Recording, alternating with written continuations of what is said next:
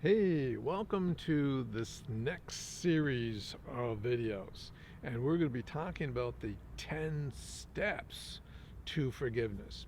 And if you're just joining us for the first time, it's part of a larger series called Get on Board the Forgiveness Cruise.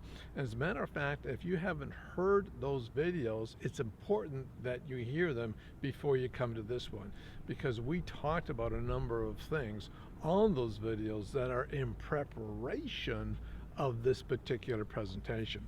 Let me just quickly introduce myself and we can get right into these 10 steps. My name is Mr. Advocate and I'm the founder of Rise to Your Top. Okay, step one, and I kind of alluded to it already. Step one is preparing. Yes, how do we prepare to forgive somebody? And the preparation is quite extensive because candidly, forgiving somebody or receiving forgiveness is hard. It just doesn't happen with a snap, as I've been telling you. It's more of a journey. It's more of a preparation.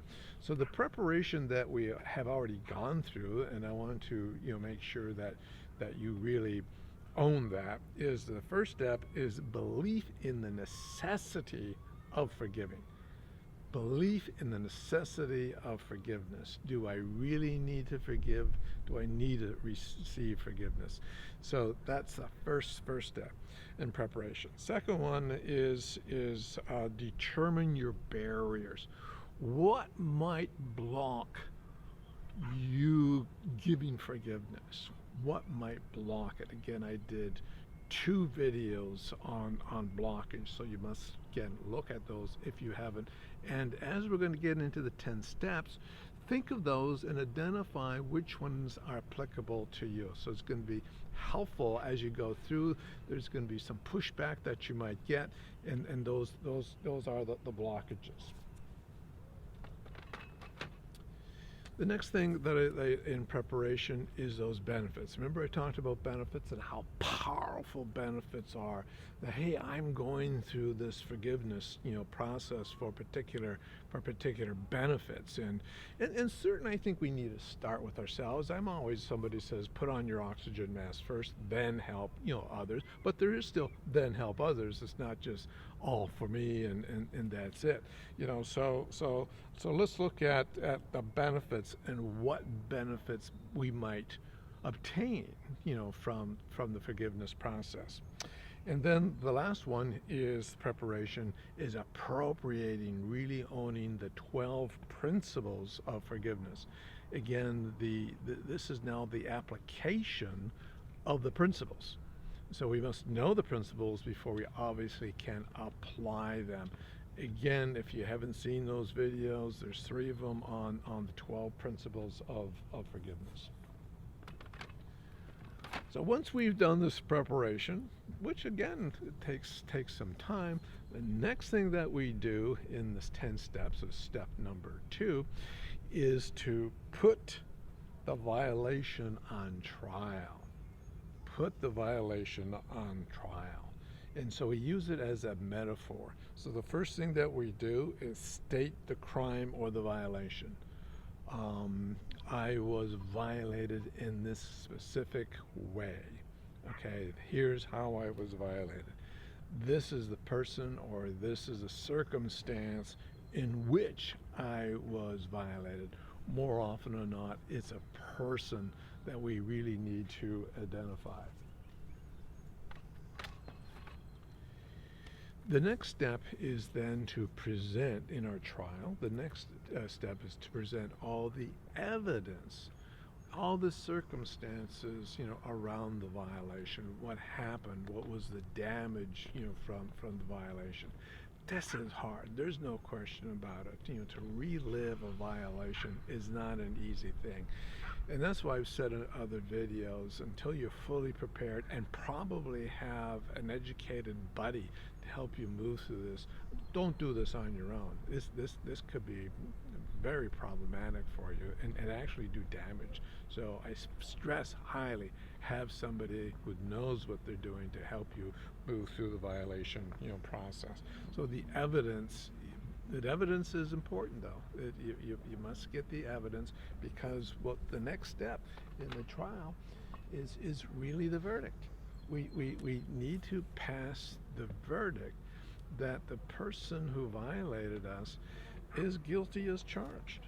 I mean, we have to come to an absolute on this, because the system out there candidly has a lot of suggestions that the person who committed the violation was the true victim. I mean, we see this, all the time.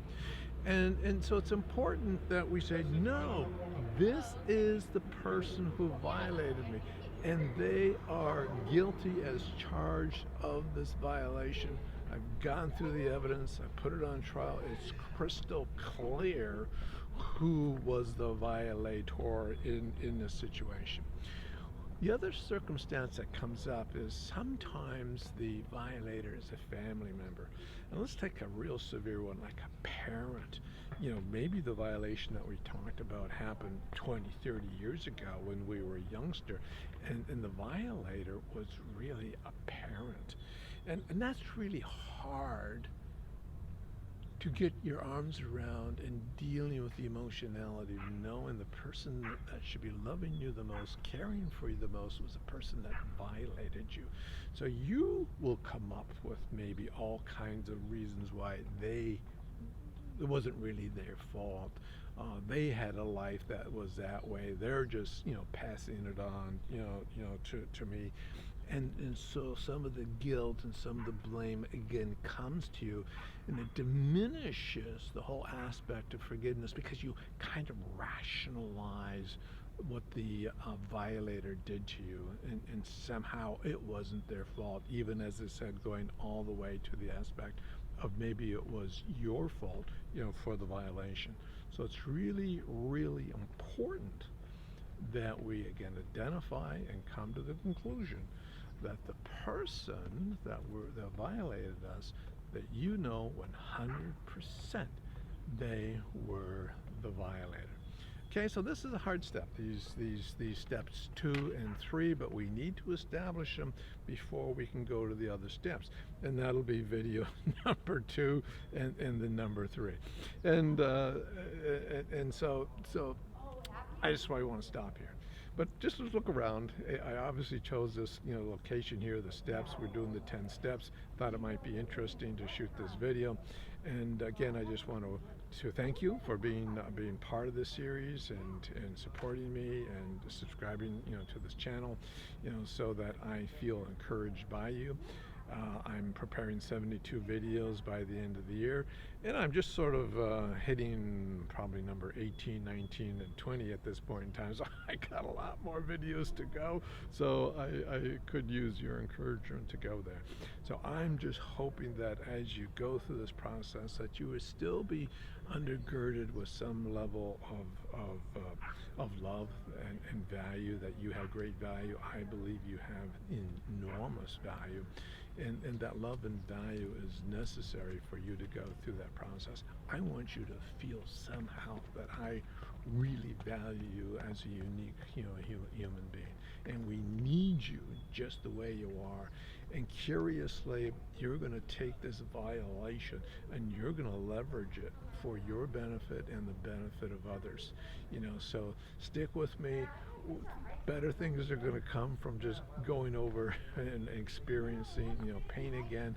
We are going to move through it. I know we can do it together. And so keep watching and keep believing in those benefits. Well, that's it for this time. I will see you on the next video. In the meantime, be strong.